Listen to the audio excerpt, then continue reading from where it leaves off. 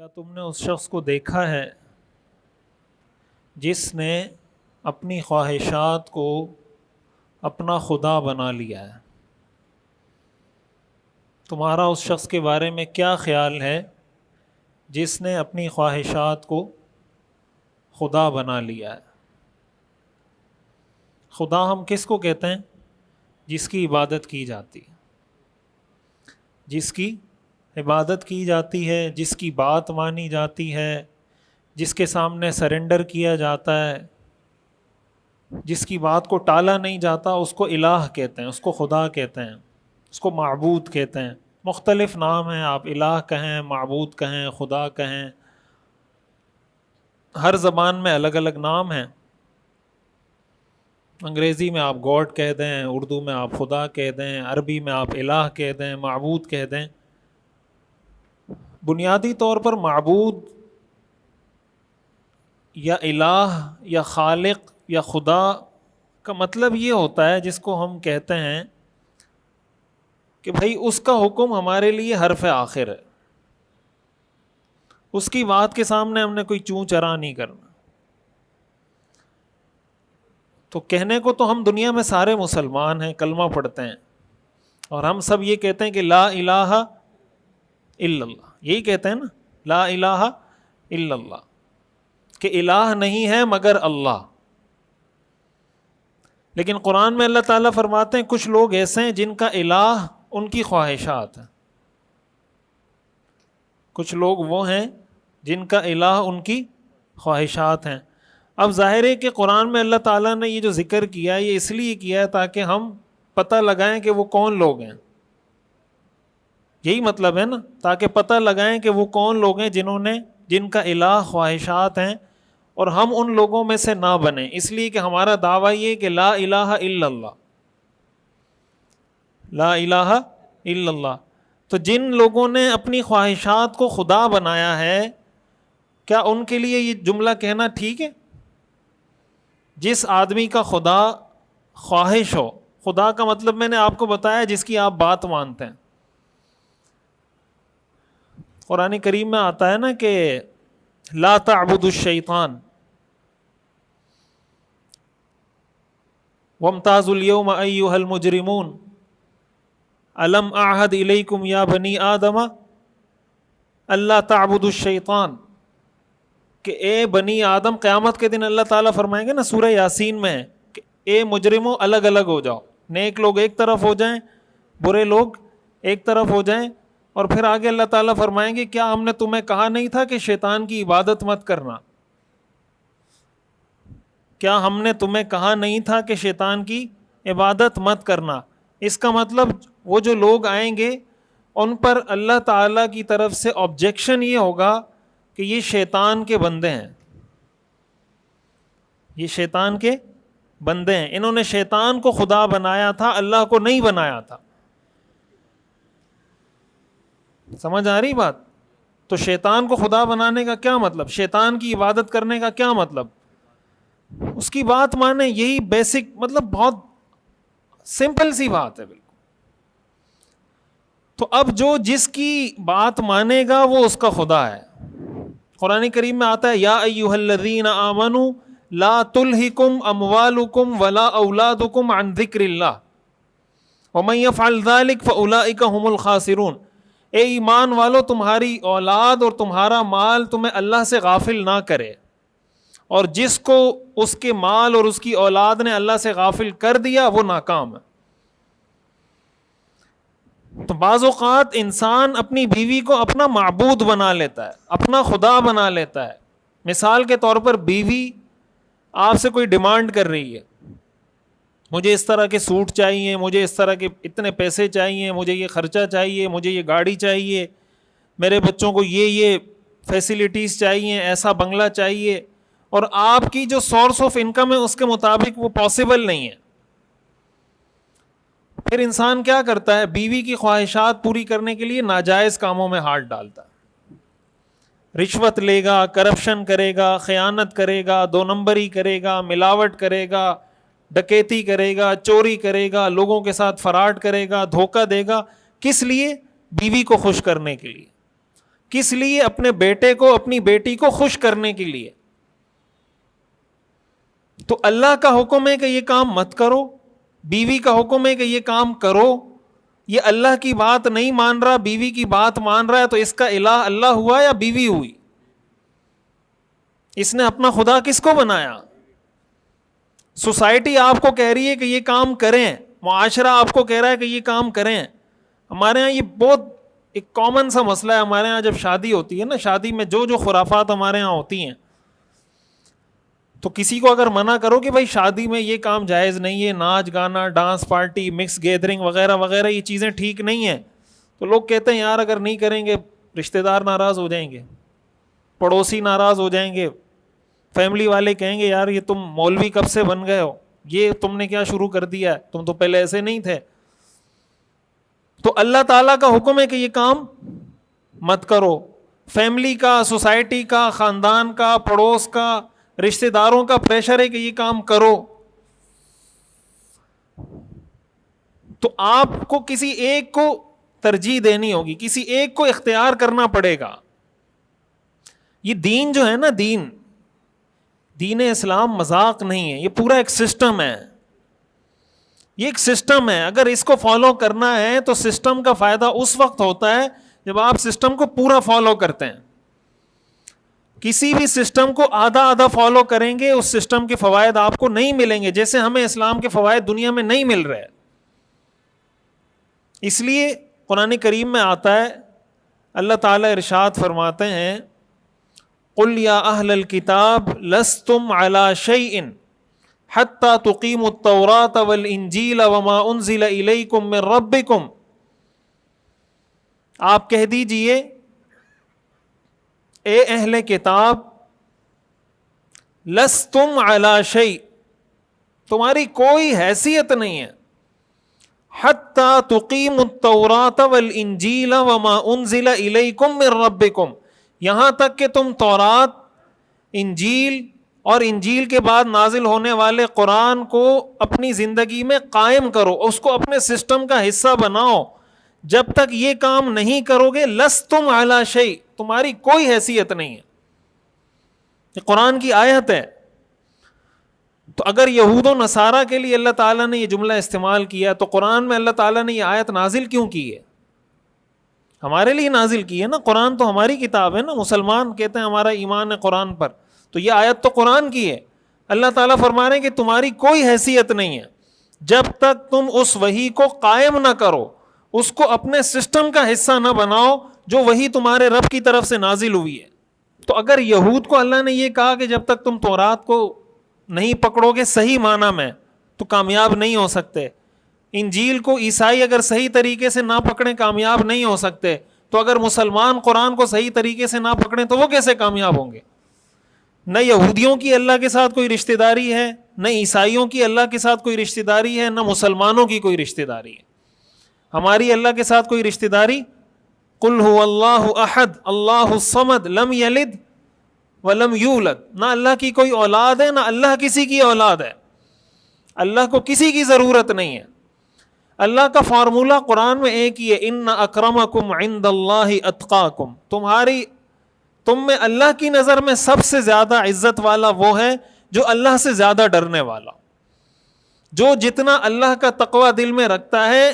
تقوی کا مطلب کیا ہوتا ہے؟ گناہوں سے بچنا. تقوی کس کو کہتے ہیں؟ گناہوں سے بچنے کو. گناہوں سے آدمی کیوں بچتا ہے؟ کہ اللہ کا حکم ہے. بھائی گناہوں میں تو آدمی کا جی لگتا ہے نا کہ یار یہ گناہ کا کام کرو, یہ کرو, وہ کرو, فلاں کرو, اس کو تو مزہ آتا ہے, لیکن وہ بچتا ہے. کیوں؟ اس لیے کہ وہ اللہ کو الہ مانتا ہے. وہ اللہ کو الہ مانتا ہے, معبود مانتا ہے, تو اس کے سامنے سرنڈر کرتا ہے.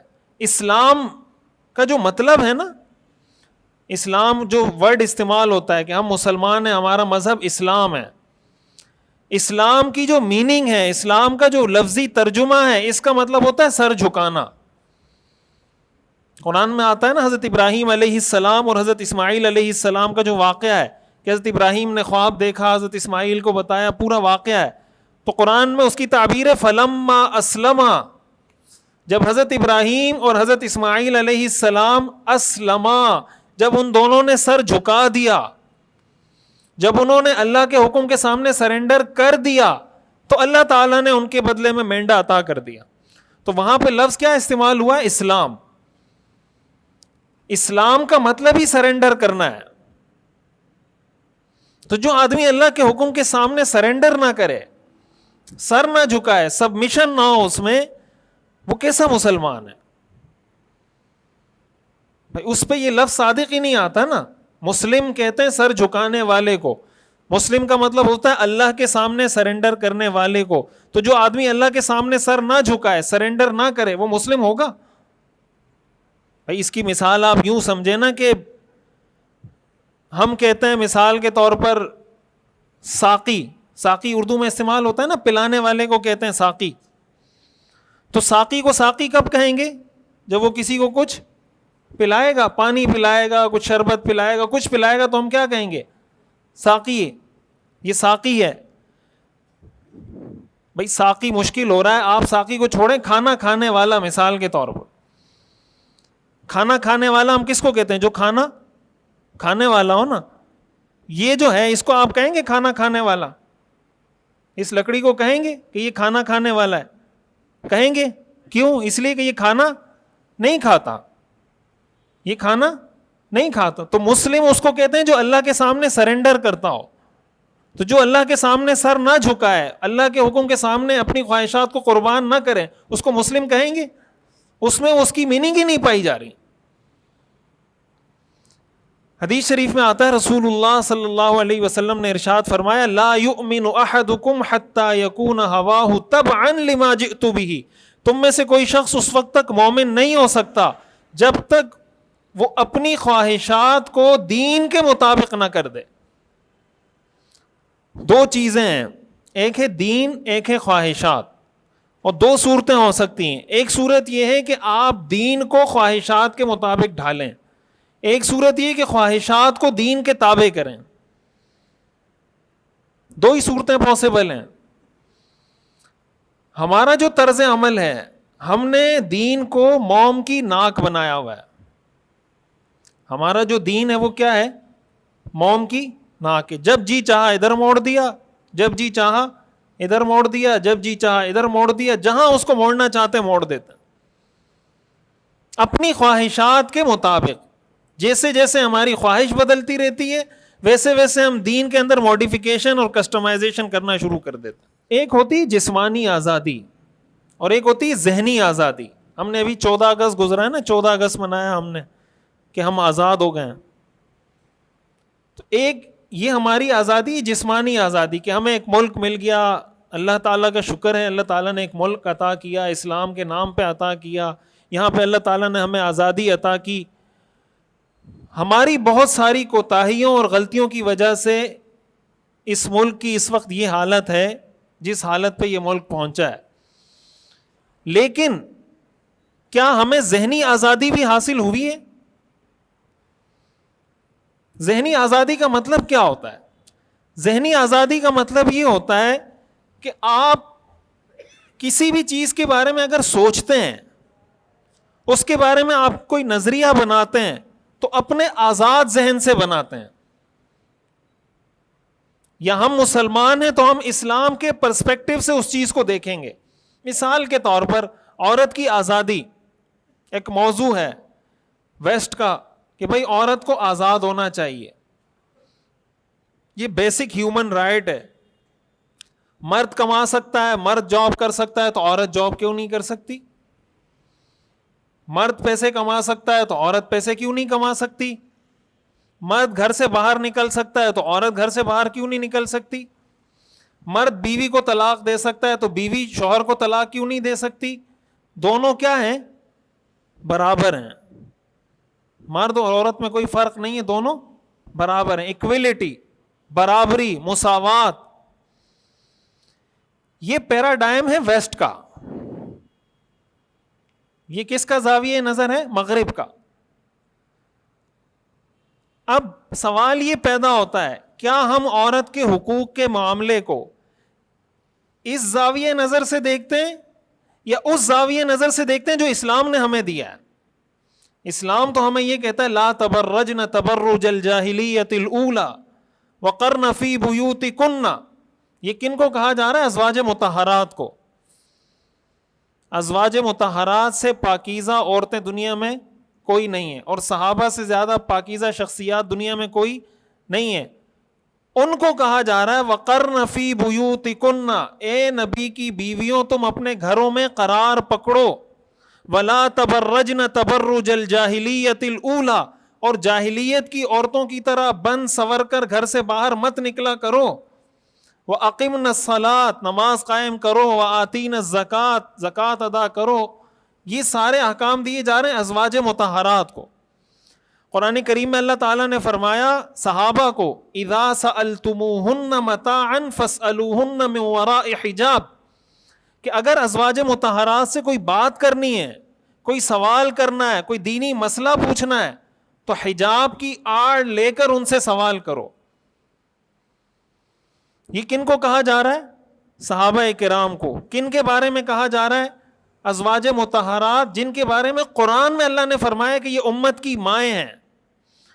وَأَزْوَاجُهُ أُمَّهَاتُهُمْ النَّبِيُّ أَوْلَى بِالْمُؤْمِنِينَ مِنْ أَنفُسِهِمْ وَأَزْوَاجُهُ أُمَّهَاتُهُمْ، کہ نبی مومنوں کے لیے ان کی اپنی جانوں سے بھی زیادہ قریب ہے، زیادہ عزیز، زیادہ عزت والا ہے، اور نبی کی بیویاں ان کی مائیں ہیں. یہ قرآن کریم سورہ احزاب کی آیت ہے. تو اللہ تعالیٰ نے نبی کی ازواج کو ہمارے لیے کیا قرار دیا؟ ماں. ہم کہتے ہیں نا امہات المؤمنین، ہماری مائیں ہیں تمام ازواج مطہرات، امت کی مائیں ہیں. لیکن اس کے باوجود قرآن کہہ رہا ہے کہ اگر ان سے کوئی چیز مانگنی ہے، کوئی برتن چاہیے، کوئی سوال کرنا ہے، کوئی بات کرنی ہے، گھر کسی ضرورت سے گئے، سودا سلف لے کر گئے، اذا سألتموهن متاعا فاسألوهن من وراء حجاب، بیچ میں کیا ہونا چاہیے؟ پردہ ہونا چاہیے، بیچ میں حجاب ہونا چاہیے. یہ اسلام کا پرسپیکٹو ہے. اسلام یہ کہتا ہے کہ مرد کی ایک ذمہ داری ہے، مرد کی ذمہ داری ہے وہ باہر کے کام نمٹائے، عورت کی ذمہ داری ہے وہ گھر کے کام نمٹائے. تو اگر مرد بھی باہر کے کام کرے گا، عورت بھی باہر کے کام کرے گی، تو گھر کے کام کون کرے گا؟ ایکویلٹی یہ ہے، انصاف کا تقاضا یہ ہے کہ ایک آدمی باہر کے کام کرے، ایک آدمی اندر کے کام کرے، یا انصاف کا تقاضا یہ ہے کہ دونوں باہر کے کام کریں؟ یہ کون سی عقل مندی کی بات ہے؟ بھائی مثال کے طور پر اس دنیا میں اچھے اچھے کام ہیں کرنے کو، انجینئر بھی بنتے ہیں لوگ، ڈاکٹر بھی بنتے ہیں، سائنٹسٹ بھی بنتے ہیں. اگر دنیا کے سارے لوگ سائنٹسٹ بن جائیں تو یہ دنیا چل سکتی ہے؟ یعنی دنیا میں ہر آدمی سائنٹسٹ ہو، یہ دنیا چلے گی؟ دنیا میں ہر آدمی ڈاکٹر ہو، دنیا چلے گی؟ ہر آدمی دنیا میں انجینئر ہو، دنیا چلے گی؟ کبھی نہیں چلے گی دنیا میں. اب اس کا یہ مطلب نہیں کہ انجینئرنگ کوئی برا شعبہ ہے، ڈاکٹری کوئی برا شعبہ ہے، سائنٹسٹ بننا کوئی بری بات ہے، لیکن یہ تقسیم کار ہے. قرآن کریم میں اللہ تعالیٰ فرماتے ہیں نحن قسمنا بینہم معیشتہم، یہ ہم نے تقسیم کی ہے معیشت، یہ طریقہ کار ہم نے تقسیم کیا ہے. الرجال قوامون علی النساء بما فضل اللہ بعضهم علی بعض، کہ مرد عورتوں پر نگران ہیں. کیوں؟ بما فضل اللہ بعضهم علی بعض، اس لیے کہ بعض کو اللہ نے بعض پر فضیلت دی ہے. اس کی مثال آپ یوں سمجھیں، حضور علیہ الصلاۃ والسلام، قرآن کریم میں آتا ہے نا تلک الرسل فضلنا بعضهم علی بعض، تلک الرسل فضلنا بعضهم علی بعض، کہ رسولوں میں سے ہم نے بعض کو بعض پہ فضیلت دی ہے. ہم جانتے ہیں نا کہ سب سے افضل رسول کون ہے؟ ہمارے آقا حضرت محمد صلی اللہ علیہ وسلم. ان کے بعد دوسرے نمبر پر حضرت ابراہیم علیہ السلام، ان کے بعد حضرت موسیٰ علیہ السلام، ان کے بعد حضرت عیسیٰ علیہ السلام. تو یہ فضیلت جو ہے یہ اللہ نے ان کو دی ہے یا خود انہوں نے حاصل کی ہے یہ فضیلت؟ انبیاء تو 1.25 لاکھ کم و بیش انبیاء آئے، لیکن یہ فضیلت اللہ نے ان کو عطا کی. اب اگر کوئی اس پہ سوال کرے کہ دوسرے نمبر پر حضرت ابراہیم علیہ السلام کیوں ہے، حضرت موسیٰ علیہ السلام کیوں نہیں، یا کوئی اور پیغمبر کیوں نہیں ہے، حضرت یحییٰ علیہ السلام کیوں نہیں ہے؟ اس کی مثال آپ دوسری مثال سمجھیں. مثال کے طور پر دنیا میں آپ کو کالے لوگ بھی ملیں گے, گورے لوگ بھی ملیں گے. تو کالے کو بھی اللہ نے پیدا کیا, گورے کو بھی اللہ نے پیدا کیا ہے. تو اگر کالا کہے یہ گورا کیوں ہے, گورا کہے یہ کالا کیوں ہے, سب کو برابر ہونا چاہیے, ایکویلٹی ہونی چاہیے. سارے دنیا میں گورے ہونے چاہیے, کالے لوگ دنیا میں کیوں ہیں؟ جس کی عمر مثال کے طور پر 40 سال ہے, وہ میچور ہے, وہ سمجھتا ہے کہ اس وقت جو میری پوزیشن ہے, اب تک اس سے پہلے کی میری زندگی بڑی ٹف تھی, یہ 40 سال والی جو میری زندگی ہے بڑی لش پش ہے. تو ہر آدمی یہ کہے کہ ہر آدمی کی عمر 40 سال ہونی چاہیے, یہ بعض 30 کے, بعض 1 سال کے, بعض 2 سال کے, بعض 8 سال کے, بعض 10 سال کے, یہ کیوں ہے؟ تو اگر اس طرح کی ایکویلٹی, جس طرح کی ایکویلٹی ویسٹ ہمیں بتا رہا ہے, جس طرح کی مساوات کا ویسٹ ہمیں درس دے رہا ہے کہ ہر چیز میں برابری ہونی چاہیے, تو دنیا کا تو نظام ہی نہیں چل سکتا. دنیا میں سارے لوگ مالدار ہو جائیں, دنیا کا نظام نہیں چل سکتا. اگر سارے لوگ مالدار ہو گئے تو یہ گٹر کون صاف کرے گا, سڑکیں کون کھودے گا؟ کوئی کرے گا؟ جس کے پاس پیسہ ہے وہ پاگل ہے, گٹر صاف کرے گا؟ اس کو کیا پاگل کتے نے کاٹا ہے جا کے گٹر صاف کر رہا ہے؟ اگر اس کے پاس پیسہ ہے تو وہ کیوں سڑک کھودے گا؟ پاگل ہے وہ. سڑک بندہ کیوں کھودتا ہے؟ پیسے کے لیے کھودتا ہے نا. پیسے نہیں ہے, مزدوری کرنی ہے تو سڑک بھی کھودتا ہے, ہر کام کرتا ہے وہ. لیکن اگر سارے پیسے والے ہوں, کوئی گٹر صاف کرنے والا ملے گا؟ کوئی سڑک کھودنے والا ملے گا؟ کوئی آپ کو ڈرائیور ملے گا؟ کچھ بھی نہیں ہوگا. اور اگر سارے غریب ہو جائیں پھر بھی دنیا کا نظام نہیں چل سکتا. اب اگر مثال کے طور پر ایک بیٹا, ایک والد ہے, والد اور بیٹا ہے, تو اگر بیٹا یہ کہے کہ آپ مجھے کہتے ہیں اپنے ابا کی بات مانو, آپ ابا کو کیوں نہیں کہتے کہ اپنے بیٹے کی بات مانو؟ بھائی آپ بیٹے کو کہتے ہیں کہ کس کی بات مانے؟ والد کی, والدہ کی. تو اگر وہ یہ سوال کرے کہ ایکویلٹی ہونی چاہیے, ایکویلٹی کا تقاضا یہ ہے کہ جس طرح میں اپنے والد کی باتیں مانتا ہوں اس پر بھی لازم ہے کہ میری ساری باتیں مانے, تو آپ اس کو ٹھیک سمجھیں گے؟ کوئی عقل مند آدمی اس کو دنیا میں ٹھیک سمجھے گا؟ تو باپ اور بیٹے میں انسان ہونے کی حیثیت سے کیا فرق ہے؟ باپ کی بھی 2 آنکھیں, بیٹے کی بھی 2 آنکھیں, باپ کا بھی دماغ ہے, بیٹے کا بھی دماغ ہے, باپ کا بھی دل ہے, بیٹے کا بھی دل ہے. ساری چیزیں کامن ہیں, انسان ہونے کی حیثیت سے سب برابر ہیں. لیکن آپ بیٹے کو تو کہتے ہیں باپ کی بات مانے, باپ کو نہیں کہتے بیٹے کی بات مانے, تو یہ بھی ایکویلٹی کے خلاف ہے. اس سے اور آگے تھوڑا چل کے میں آپ کو بتاؤں, یہ اقوام متحدہ کے اندر آپ جانتے ہیں نا 5 ممالک ایسے ہیں جن کو ویٹو پاور حاصل ہے. حاصل ہے نہیں ہے ویٹو پاور؟ جانتے ہیں آپ کہ ساری دنیا کے ممالک ایک طرف ہو, امریکہ ایک طرف ہو, بات امریکہ کی چلے گی, ساری دنیا کی نہیں چلے گی. امریکہ کو یہ ویٹو پاور حاصل ہے یونائٹڈ نیشن میں. چین کو, چائنا کو یہ پاور حاصل ہے یونائٹڈ نیشن میں کہ ساری دنیا ایک طرف ہو. یہ اسرائیل اور غزہ کا جو مسئلہ ہے, اسرائیل کے خلاف یونائٹڈ نیشن میں کوئی 10 دفعہ قرارداد پیش ہوئی کہ اسرائیل پہ پابندی لگائیں, یہ کریں, یہ کریں. دنیا کے تقریباً آپ سمجھیں 99% ممالک ایک طرف, امریکہ اس کو ویٹو کر دے. امریکہ کیا کر رہا ہے اس کو؟ یہ ایکویلٹی ہے, یہ انصاف ہے, یہ مساوات ہے. اگر اتنا ہی ویسٹ مساوات کا, ایکویلٹی کا درس دینے والا ہے اور وہ یہ کہتا ہے کہ دنیا کے سارے انسان برابر ہیں, تو دنیا کے 99% ممالک ایک طرف کھڑے ہیں, امریکہ اس ظالم کے ساتھ کھڑا ہو کے اس کو ویٹو کر رہا ہے. کوئی آدمی, کوئی ملک اس کے سامنے پر نہیں مار سکتا. لے دے کے یہ ایکویلٹی آتی ہے میاں اور بیوی میں, لے دے کے یہ ایکویلٹی آتی ہے عورت اور مرد میں. اور ہمارے مسلمان سبحان اللہ کہتے ہیں جی بالکل, دیکھیں کتنی روشن خیالی والی باتیں کر رہے ہیں. یہ مولوی پتہ نہیں کون سے پرانے دور کی باتیں لے کے بیٹھے ہوئے, مکس گیدرنگ, کو ایجوکیشن, عورت کا پردہ, عورت کی جاب, عورت, دنیا چاند پہ پہنچ گئی. یہ لوگ کہاں پہنچے؟ وہ تو چاند پہ اس لیے پہنچے, ہمیں الو بنا کے پہنچے چاند پہ, اور ہم مزید الو بنتے جا رہے ہیں. ہمیں ٹرک کی بتی کے پیچھے لگا دیا مساوات, مساوات, مساوات, مساوات. یوکرائن پر جب روس نے حملہ کیا تو آپ جانتے ہیں امریکہ یوکرائن کے ساتھ ہے نا. امریکہ کس کو سپورٹ کرتا ہے؟ یوکرائن کو سپورٹ کرتا ہے اس لیے کہ یوکرائن روس سے لڑ رہا ہے. روس اور امریکہ آپس میں ایک دوسرے کے دشمن ہیں. روس نے یوکرائن پہ حملہ کیا, امریکہ یوکرائن کے ساتھ کھڑا ہو گیا.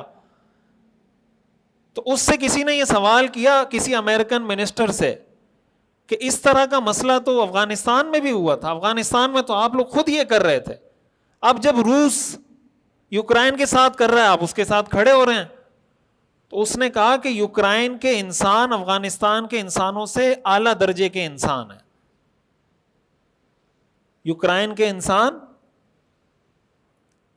افغانستان کے انسانوں سے اعلیٰ درجے کے انسان ہیں.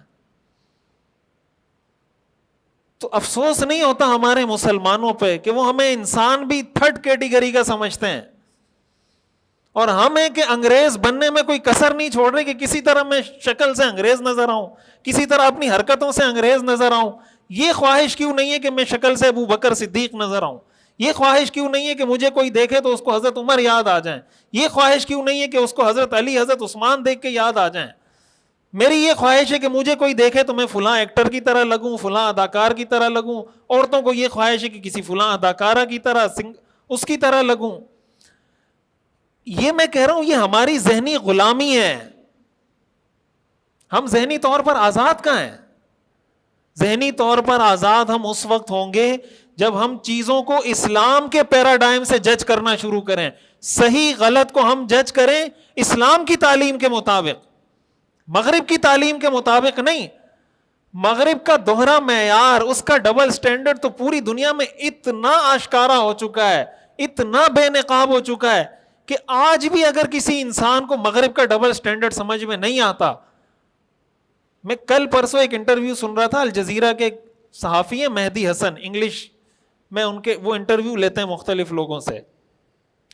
تو کسی امریکن یا پتہ نہیں کوئی اسرائیلی منسٹر اس سے وہ انٹرویو کر رہا تھا کہ بھائی آپ نے غزہ میں اتنے ہزاروں لوگوں کو, بچوں کو, خواتین کو شہید کیا, گھروں کو مسمار, کیا تباہی تم نے پھیر دی, وجہ کیا ہے؟ کہا وہاں ہمارے پتہ نہیں 150 یا 200 قیدی ہیں, ہمارے شہری ہیں, ان کو رہا کرنے کے لیے. تو اس نے کہا کہ کیا آپ اپنے 150 قیدی رہا کرنے کے لیے بچوں کو قتل کریں گے یا آپ اس کو ٹھیک سمجھتے ہیں؟ کہا ہم ٹھیک سمجھتے ہیں اس کو. 150 لوگ رہا کرنے کے لیے 50,000 بندے مار دیں, بچے مار دیں, کوئی ٹینشن نہیں ہے. ہمیں درس دے رہے ہیں ایکویلٹی کا کہ مرد عورت کیا ہونے چاہیے, مرد عورت کو کندھے سے کندھا ملا کے چلنا چاہیے, شانہ بشانہ کھڑے ہونے چاہیے. تو اب سوال یہ پیدا ہوتا ہے کہ ہمارا الہ اللہ ہے, ہمارا مذہب اسلام ہے, ہمارے رول ماڈل محمد الرسول اللہ صلی اللہ علیہ وسلم ہے, یا مغرب نے ہمیں جو پٹی پڑھا دی اسی پہ ہم چلتے چلے جا رہے ہیں, چلتے چلے جا رہے ہیں, چلتے چلے جا رہے ہیں, ہمیں کچھ پتہ ہی نہیں دین کے بارے میں. کوئی بھی قوم, قرآن کریم میں جو اللہ نے فرمایا نا, ان اللہ لا یغیر ما بقوم حتی یغیروا ما بانفسہم, اللہ کبھی اس قوم کی حالت تبدیل نہیں کرتا جب تک وہ خود اپنی حالت تبدیل نہ کرے. اللہ نے یہ جو قرآن ہمیں دیا, یہ جو دین ہمیں دیا, کیوں دیا؟ کیا قرآن کے آنے سے پہلے, حضور علیہ الصلاۃ والسلام کے آنے سے پہلے دنیا میں انسان نہیں رہتے تھے؟ اس لیے بھیجا کہ اس تہذیب کو تبدیل کریں, اس ثقافت کو تبدیل کریں, اس کلچر کو تبدیل کریں, غلط کو غلط اور صحیح کو صحیح کہیں. اگر صحابہ کرام بھی اس وقت, روم اور فارس اس وقت کی سپر طاقتیں تھیں جس طرح اس وقت امریکہ ہے, ہم ساری چیزوں کو امریکہ کی نظر سے دیکھتے ہیں, ویسٹ کی نظر سے دیکھتے ہیں. اگر صحابہ کرام بھی حضور کی ساری باتوں کو اس وقت کی رومن امپائر کے پیراڈائم سے دیکھتے کہ رومن امپائر آپ کے بارے میں کیا سوچتی ہے.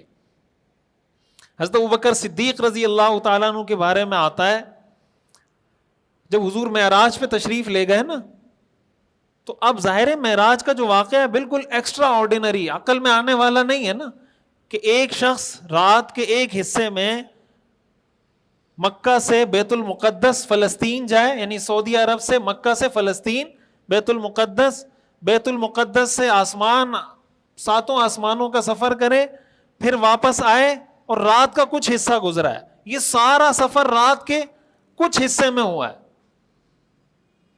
یہ عقل میں آنے والی بات ہے؟ تو اس وقت جب حضور علیہ الصلوۃ والسلام معراج کے سفر سے تشریف لائے، آپ صبح ہوئی، آپ نے بتایا کہ رات کو میں بیت المقدس گیا تھا، وہاں میں نے انبیاء کی امامت کی، بیت المقدس سے پھر مجھے آسمانوں پہ لے جایا گیا، پھر پہلے آسمان پہ گیا، وہاں فلاں سے ملاقات ہوئی، دوسرے آسمان پہ، تیسرے آسمان پہ، سارا قصہ سنایا. وہ مذاق اڑانے لگ گئے کہ یار یہ کیسے پاسبل ہے. حضرت ابو بکر صدیق رضی اللہ تعالیٰ عنہ کی ابھی تک حضور سے صبح جب ہوئی ملاقات نہیں ہوئی تھی. یہ مشرکین جانے لگے، رستے میں حضرت ابو بکر صدیق ملے. انہوں نے حضرت ابو بکر صدیق کو پکڑا اور کہا آپ سے ایک سوال پوچھنا ہے. تو انہوں نے کہا پوچھیں. کہا آپ ہمیں یہ بتائیں کہ اگر ایک شخص یہ دعویٰ کرے، حضور کا نہیں بتایا، کہ اگر یہ ایک شخص یہ دعویٰ کرے کہ میں رات کے ایک حصے میں مکہ سے بیت المقدس گیا، بیت المقدس سے 7 آسمانوں کی سیر کی، پھر دوبارہ مکہ میں آیا، کیا آپ اس کو سچا مانو گے؟ یہ میں آپ کو بتا رہا ہوں ذہنی آزادی کیا چیز ہوتی ہے، اور کسی اور کے پیراڈائم سے چیزوں کو دیکھنا کیا ہوتا ہے. کسی اور سے مرعوب ہونا، مغلوب ہونا، متاثر ہونا کہ یار وہ کیا کہے گا، یہ کیا کہے گا، فلانا کیا کہے گا، یہ کیا کہے گا. اسی چکر میں مر گئے ہم لوگ. کسی نے لکھا تھا کہ ساری زندگی میں نے یہ اس میں گزار دی کہ لوگ کیا کہیں گے، لوگ کیا کہیں گے، لوگ کیا کہیں گے. لوگوں نے آخر میں کہا انا للہ و انا الیہ راجعون. لوگ کب راضی ہوتے ہیں؟ جب کہتے ہیں انا للہ و انا الیہ. یار ہم اس چکر میں پڑے کہ ساری دنیا ہم سے راضی ہو جائے. کیا ہمارے پیغمبر سے ساری دنیا راضی تھی؟ بتائیں، ساری دنیا راضی تھی؟ اگر راضی تھی تو غزوہ بدر کس کے ساتھ ہوا تھا؟ احد میں کس سے لڑے تھے؟ آپ کے دانت کیوں شہید ہوئے؟ آپ کا سر کیوں زخمی ہوا؟ آپ کے چچا حضرت حمزہ کیوں شہید ہوئے؟ بدر میں 70 صحابہ کیوں شہید ہوئے؟ یہ جنگیں کس سے لڑی تھیں؟ تو یہ سارے لوگ اگر حضور سے راضی تھے اور حضور کو صحیح سمجھتے تھے، تو جو کسی کو صحیح سمجھتا ہے وہ جنگ لڑتا ہے.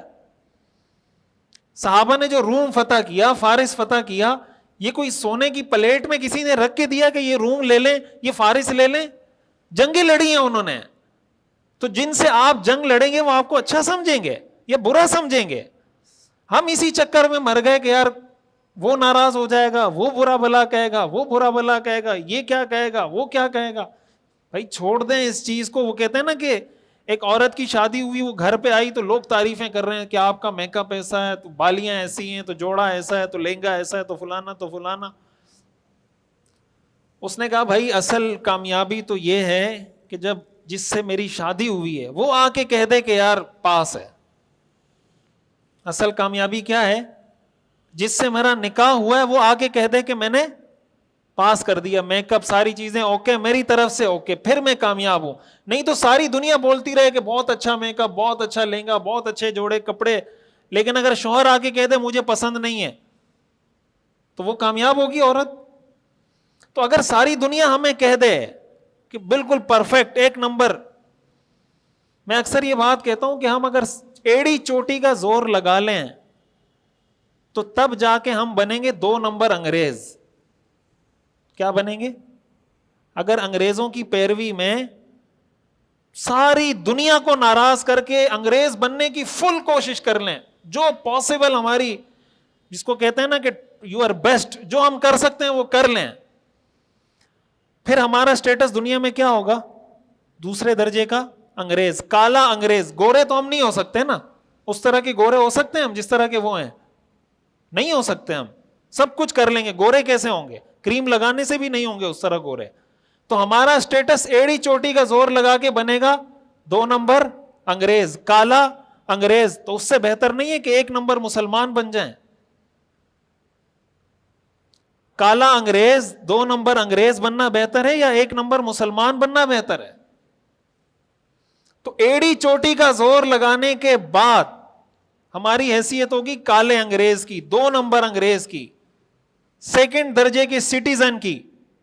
اور اگر ہم اسلام پہ عمل کریں تو 1 نمبر، ان اکرمکم عند اللہ اتقاکم، ہم 1 نمبر بن جائیں گے. حضرت ابوبکر صدیق رضی اللہ تعالیٰ عنہ کو انہوں نے پکڑا کہ آپ ایک بات بتائیں، لاجیکلی ایک آدمی یہ دعویٰ کرتا ہے کہ میں رات کو بیت المقدس گیا.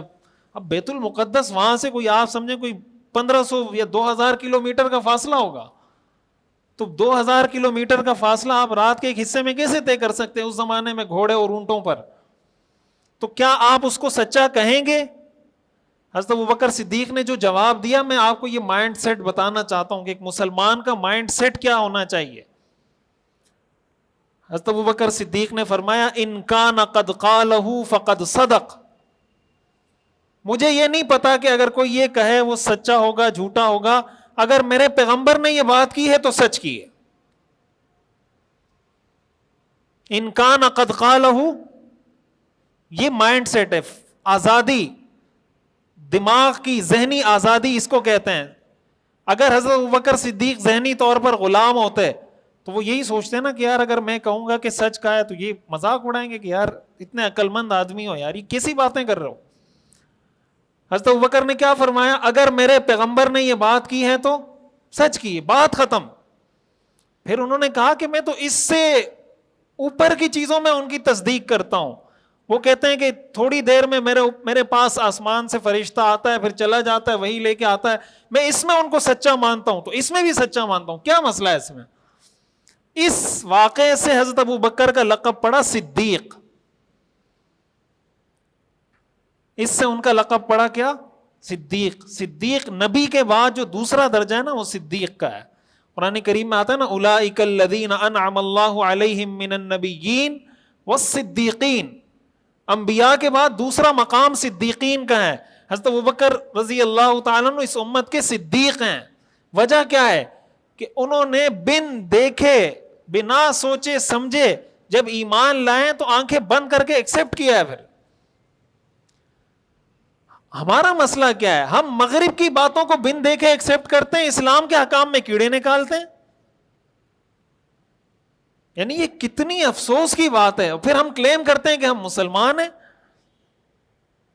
مسلمان وہ ہوتا ہے جو اپنے اسلام کے حکم پہ فخر کرے کہ اگر یہ قرآن کا حکم ہے, میرا اس پر ایمان ہے, میں اس کے ساتھ کھڑا ہوں, میں اس پہ عمل کروں گا, دنیا جائے بھاڑ میں, مجھے کیا پرواہ دنیا کی. بھائی مجھے جنت دنیا نے دینی ہے, اللہ نے دینی ہے.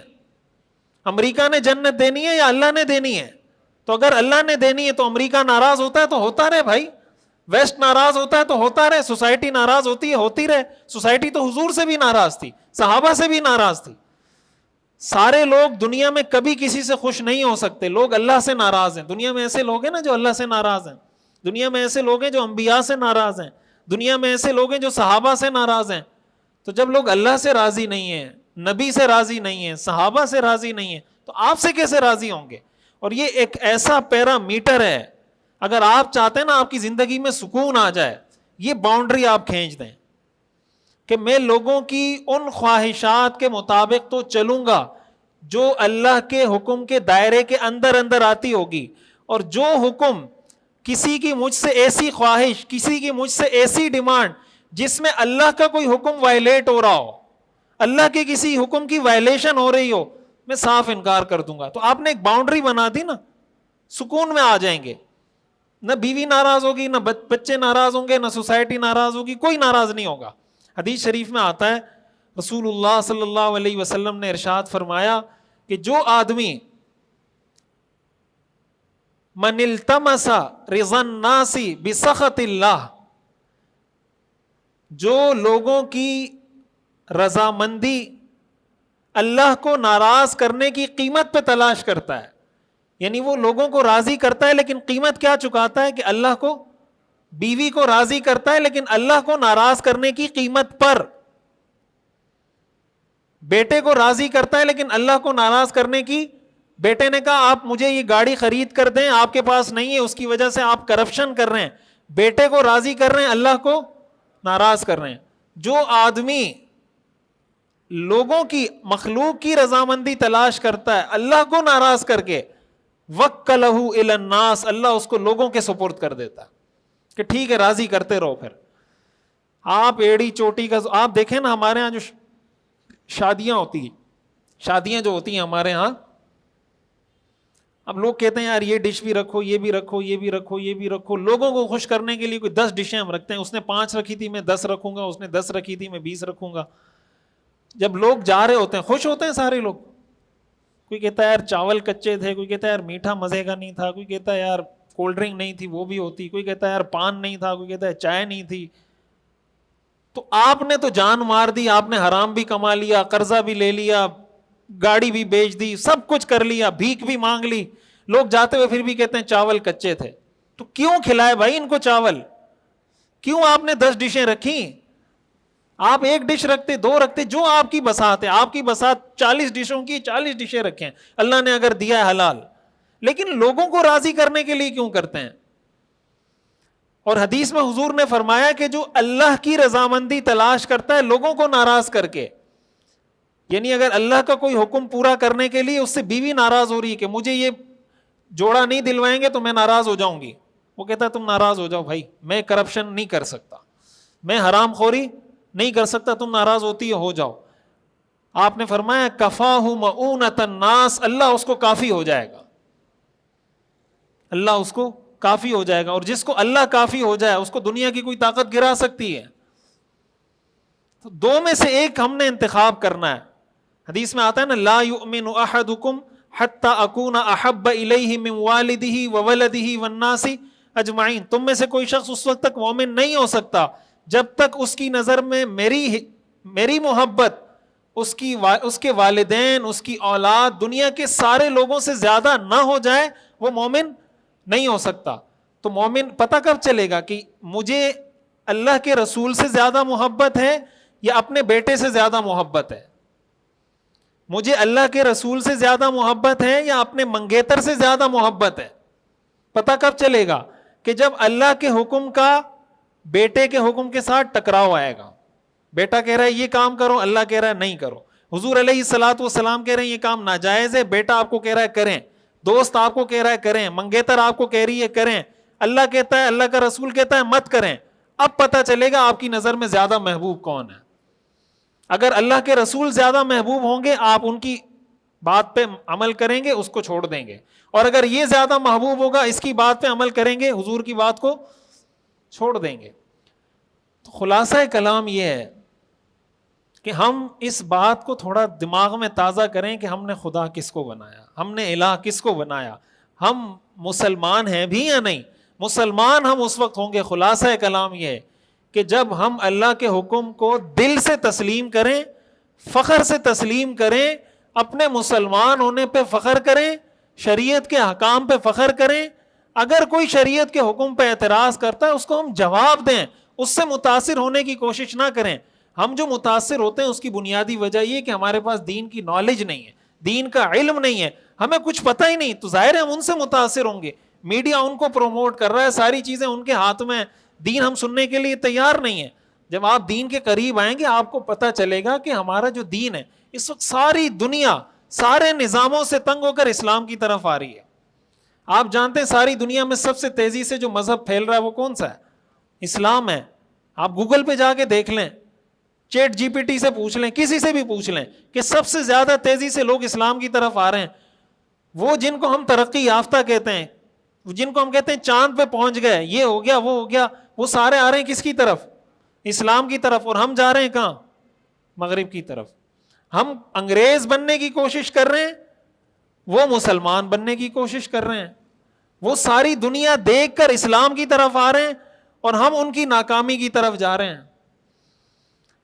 تو اس سے بڑی احساس کمتری کیا ہوگی؟ اس سے بڑا دین، یعنی دین کی ناقدری ناشکری کیا ہوگی کہ ایسا نظام ہم نے دیا ہے کہ ساری دنیا اس کی طرف دیکھ رہی ہے اور ہمارے پاس وہ نعمت موجود ہے، ہم کسی اور کی طرف دیکھ رہے ہیں. اللہ تعالیٰ ہمیں دین کی قدر کرنے والا بنائے، اللہ تعالیٰ ہمیں اپنے دین پر فخر کرنے والا بنائے، اللہ تعالیٰ ہمیں دین کو سمجھنے اور اس پر عمل کرنے کی توفیق عطا فرمائے. وآخر دعوانا ان الحمدللہ رب العالمین. سیرت النبی صلی اللہ علیہ وسلم کا مکمل اور جامع اور کمپریہنسو کورس دیکھیے ہر اتوار کی رات 10 بجے پاکستانی وقت کے مطابق ہمارے آفیشیل یوٹیوب چینل مفتی رشید آفیشیل پر. اس کورس میں انشاءاللہ آپ اپنے پیغمبر صلی اللہ علیہ وسلم کی مکمل زندگی کے بارے میں جان سکیں گے. خود بھی جڑیں، اپنی فیملی کو، بچوں کو، دوستوں کو بھی جوڑیے.